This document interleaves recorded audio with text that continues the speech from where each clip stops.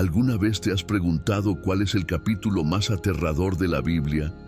¿Qué pasaría si te dijera que existe un pasaje que describe un horror tan inimaginable que hace que incluso los más valientes tiemblen de miedo? Prepárate para sumergirte en las profundidades del Apocalipsis, capítulo 9, donde los sellos se rompen, las trompetas suenan y el infierno literalmente se desata sobre la tierra. Imagina un mundo donde demonios con forma de langostas emergen de un abismo humeante, donde ejércitos de 200 millones de jinetes sobrenaturales marchan hacia la destrucción, y donde el dolor es tan intenso que los hombres buscarán la muerte, pero no la encontrarán. Este no es el guión de una película de terror, es una visión profética registrada hace casi 2000 años, una visión que muchos creen que describe eventos que aún están por venir. Pero antes de sumergirnos en los horrores del Apocalipsis 9, retrocedamos en el tiempo para entender el contexto de este libro enigmático. Nos encontramos en la isla de Patmos, en el mar Egeo, hacia finales del primer siglo después de Cristo. El apóstol Juan, el discípulo amado de Jesús, ha sido exiliado por su fe. Es aquí, en este lugar desolado, donde recibe una revelación extraordinaria, una serie de visiones que describen el fin de los tiempos y el triunfo final de Dios sobre el mal. El Apocalipsis, o revelación, como también se le conoce, fue escrito en un momento de gran tribulación para la iglesia primitiva. El emperador Domiciano había intensificado la persecución contra los cristianos, exigiendo que todos los ciudadanos del Imperio Romano quemaran incienso en honor a César y lo proclamaran como Señor y Dios. Para los seguidores de Cristo, esto presentaba un dilema mortal: negar su fe para salvar sus vidas o permanecer fieles y enfrentar la tortura y la muerte. Una exhortación a mantenerse firme en la fe, incluso frente a la persecución más severa.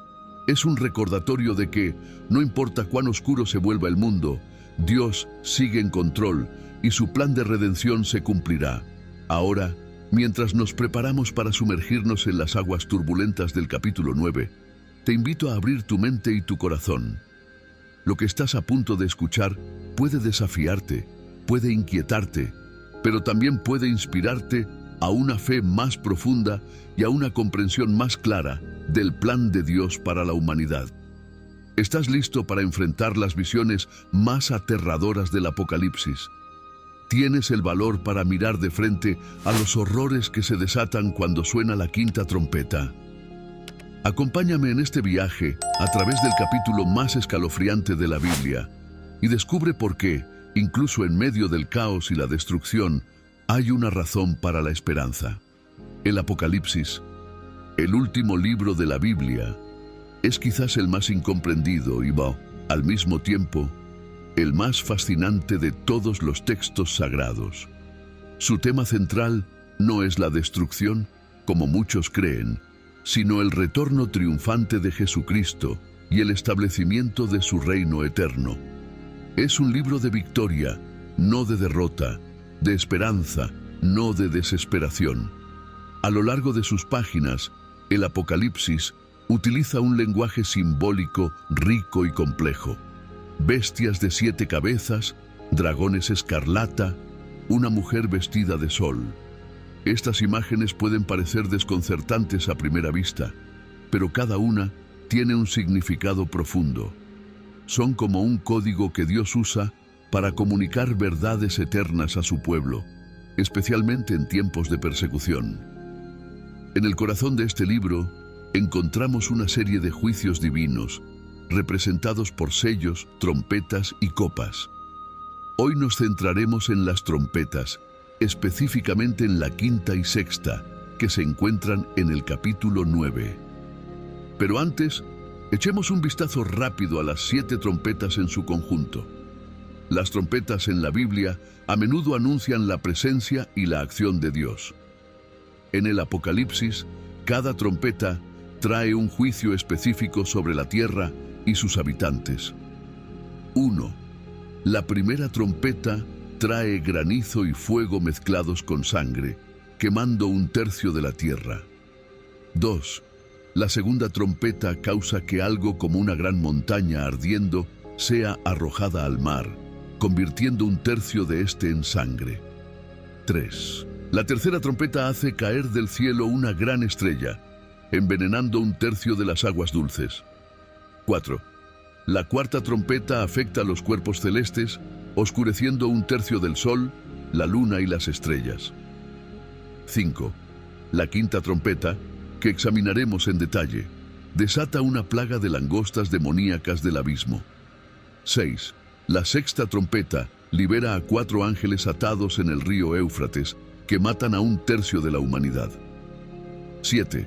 La séptima trompeta anuncia el reino de Cristo y el juicio final. Estas trompetas no son eventos aislados, sino parte de un plan divino más amplio.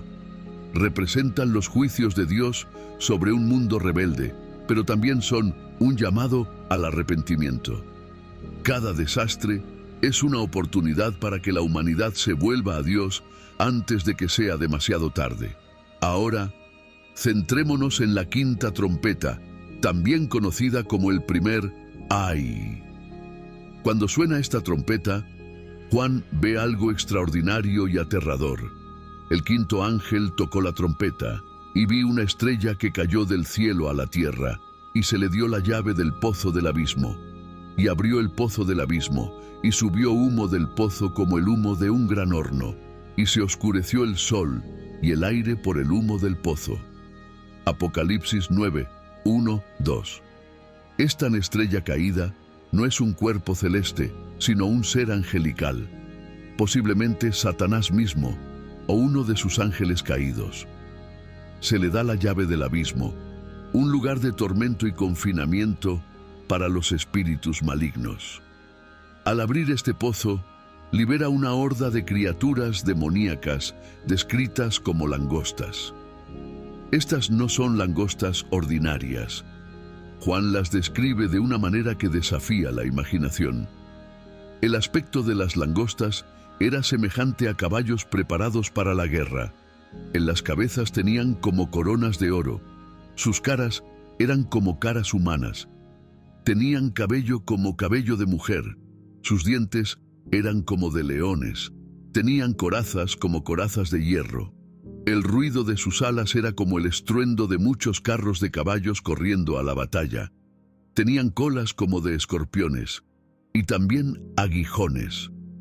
Apocalipsis 9, 7, 10.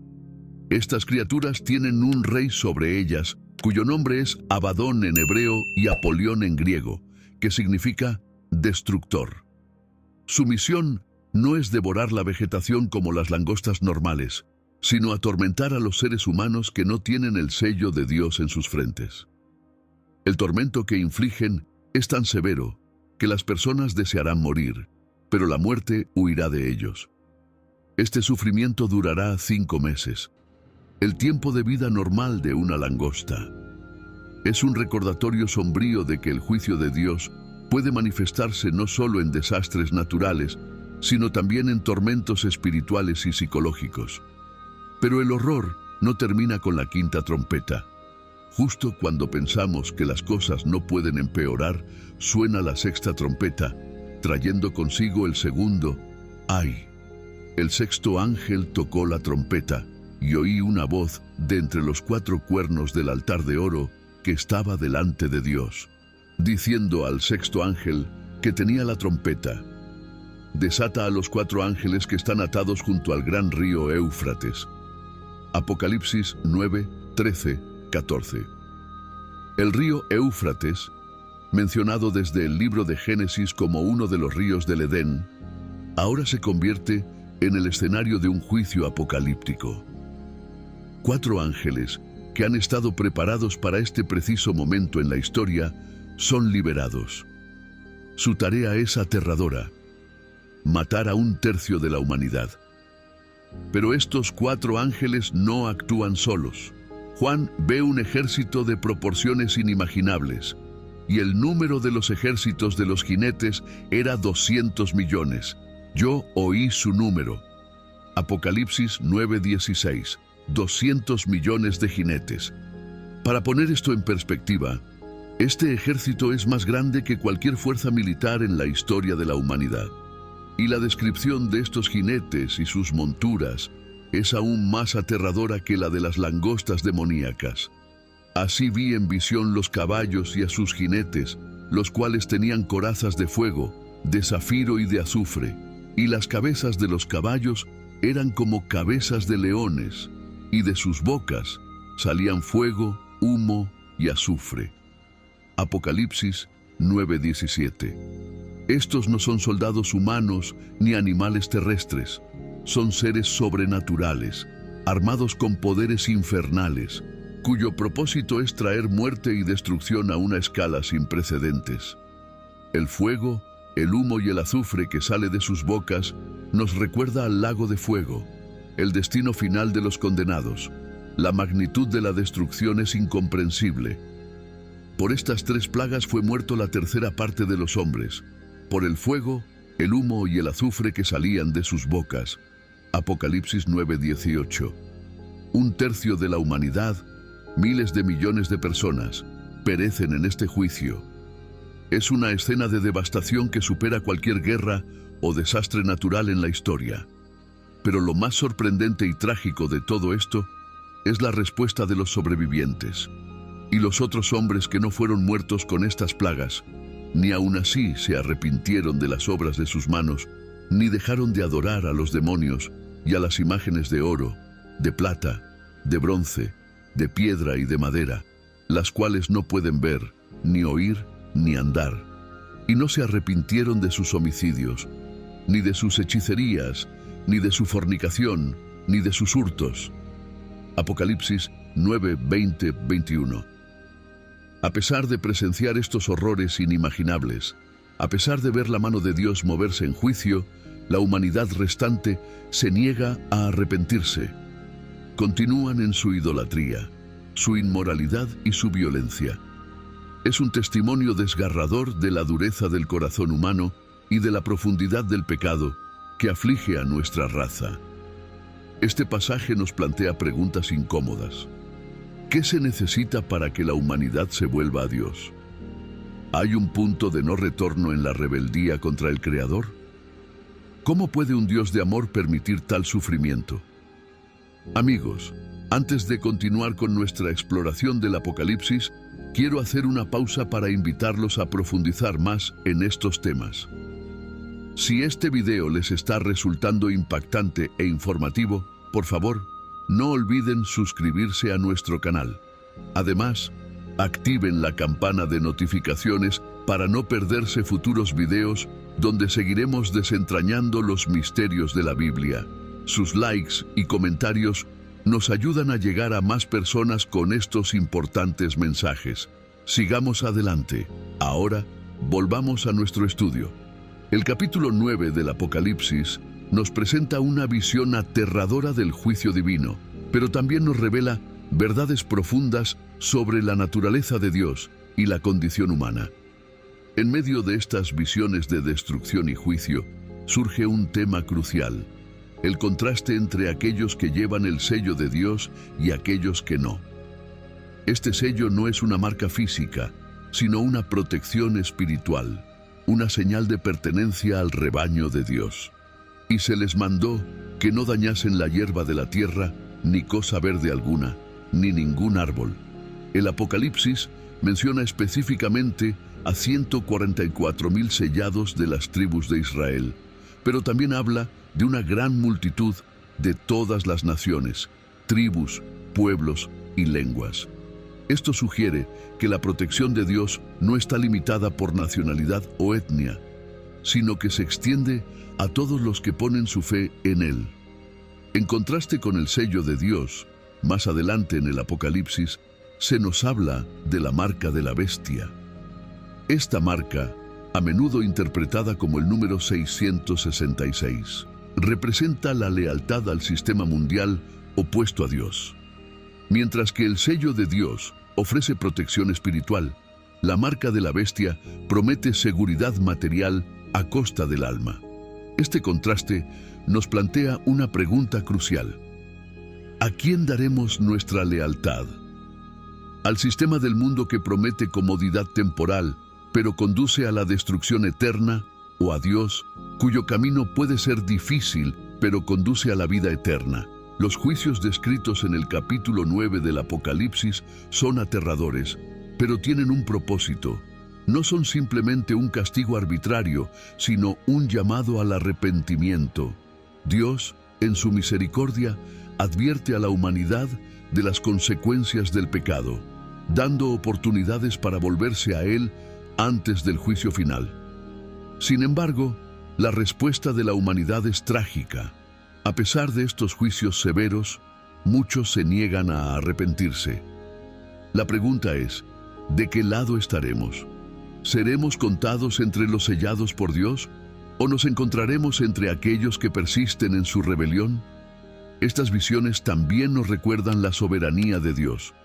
Incluso en medio del caos y la destrucción, Dios sigue en control. Los demonios no pueden actuar sin su permiso, y los juicios ocurren según su tiempo perfecto. Esto debería ser un consuelo para los creyentes en tiempos de tribulación. Además, el Apocalipsis 9 nos enseña sobre la realidad del mundo espiritual. Las fuerzas demoníacas descritas son reales y activas, aunque normalmente invisibles para nosotros. Esto subraya la importancia de la guerra espiritual y la necesidad de estar siempre vigilantes y firmes en nuestra fe. Por último, este capítulo nos recuerda la urgencia de compartir el Evangelio.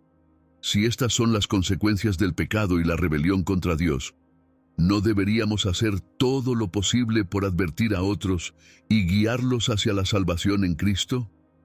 A medida que reflexionamos sobre estas verdades difíciles pero importantes, recordemos que el Apocalipsis no termina con juicio, sino con victoria.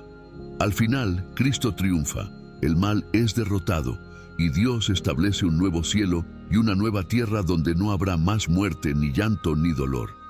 Estas visiones del Apocalipsis 9 nos llevan a reflexionar profundamente sobre la naturaleza del bien y del mal, sobre el juicio divino y la misericordia. Pero no podemos quedarnos solo en la contemplación. Estas revelaciones deben movernos a la acción. Consideremos por un momento la naturaleza de las plagas descritas en este capítulo. Las langostas demoníacas y el ejército sobrenatural no son simplemente instrumentos de destrucción, son manifestaciones tangibles del mal que normalmente permanece oculto. En nuestra vida cotidiana, rara vez vemos el pecado y la rebelión contra Dios en formas tan grotescas y aterradoras. Sin embargo, el Apocalipsis nos recuerda que el mal, aunque a menudo sutil, es igualmente destructivo. La quinta trompeta, con su liberación de las langostas del abismo, nos muestra cómo el mal, cuando se le da rienda suelta, puede infligir un tormento inimaginable. El dolor que causan estas criaturas es tan intenso que las personas desean la muerte, pero no pueden encontrarla. Esta imagen vívida nos recuerda que el pecado, aunque puede parecer atractivo al principio, siempre conduce al sufrimiento.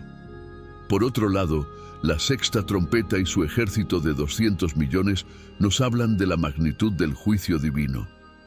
La escala de destrucción es abrumadora. 1/3 de la humanidad perece.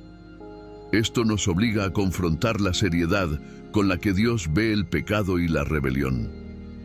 No es un asunto trivial. Las consecuencias son cósmicas y eternas. Sin embargo, en medio de este escenario apocalíptico, vemos destellos de la misericordia de Dios. El hecho de que estos juicios vengan en etapas, que no toda la humanidad sea destruida de inmediato, sugiere que Dios todavía está dando oportunidades para el arrepentimiento.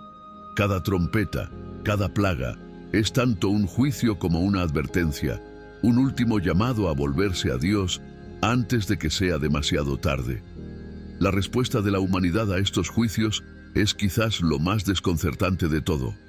A pesar de presenciar estas manifestaciones sobrenaturales, a pesar de experimentar sufrimientos inimaginables, muchos se niegan a arrepentirse, continúan en su idolatría su inmoralidad, su violencia. Esta obstinación revela la profundidad de la corrupción del corazón humano y la necesidad desesperada que tenemos de un Salvador. Es crucial entender que el Apocalipsis no es solo un libro sobre el futuro. Es un llamado a vivir con integridad y fidelidad en el presente. Las visiones de Juan nos recuerdan que nuestras decisiones diarias tienen consecuencias eternas. Cada acto de obediencia, cada elección de fe, nos alinea más con el sello de Dios. Por el contrario, cada compromiso con el pecado, cada acto de rebelión, nos acerca peligrosamente a la marca de la bestia. El contraste entre el sello de Dios y la marca de la bestia es particularmente relevante en nuestro mundo actual. Vivimos en una era donde la presión para conformarse al sistema del mundo es intensa. La tecnología, los medios de comunicación, la cultura popular, todos parecen empujarnos hacia una mentalidad que prioriza el placer inmediato sobre la obediencia a Dios. La gratificación personal sobre el sacrificio por los demás. En este contexto, el llamado a ser sellados por Dios adquiere un nuevo significado. No se trata solo de evitar ciertos comportamientos pecaminosos.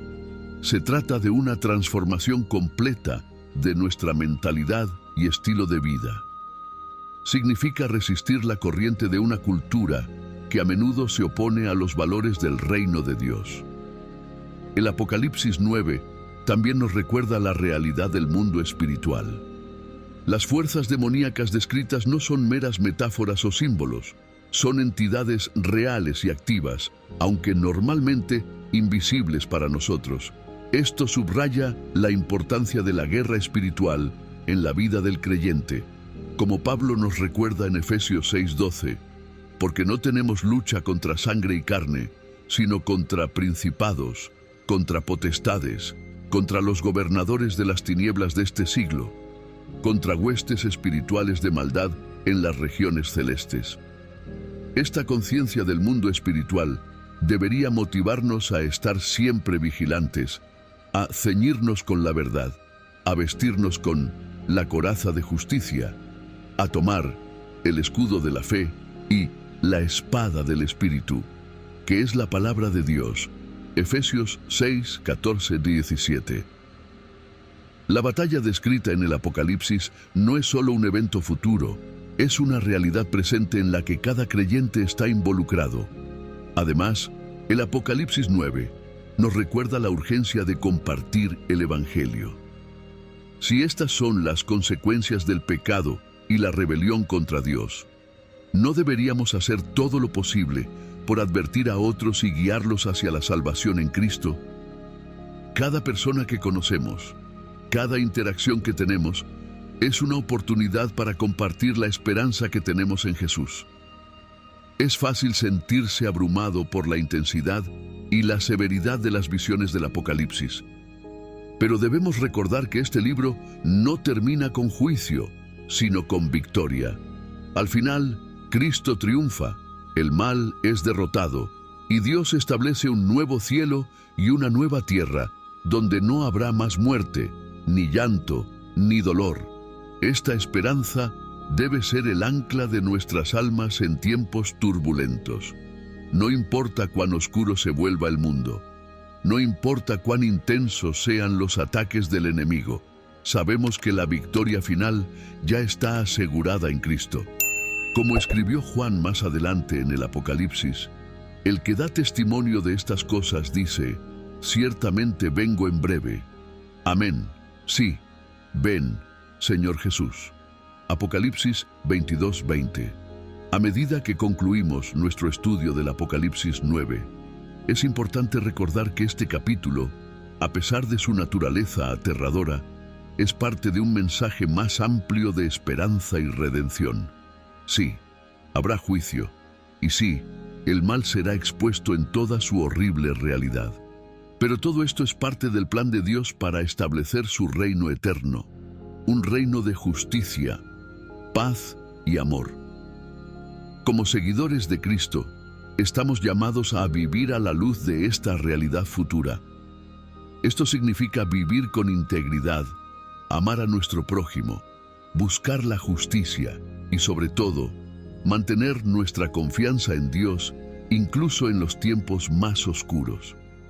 Significa estar dispuestos a nadar contra la corriente de una cultura que a menudo se opone a los valores del reino de Dios. También significa vivir con un sentido de urgencia. Las visiones del Apocalipsis nos recuerdan que el tiempo es corto y que las decisiones que tomamos hoy tienen consecuencias eternas. Cada día es una oportunidad para elegir a quién serviremos, a Dios o al mundo.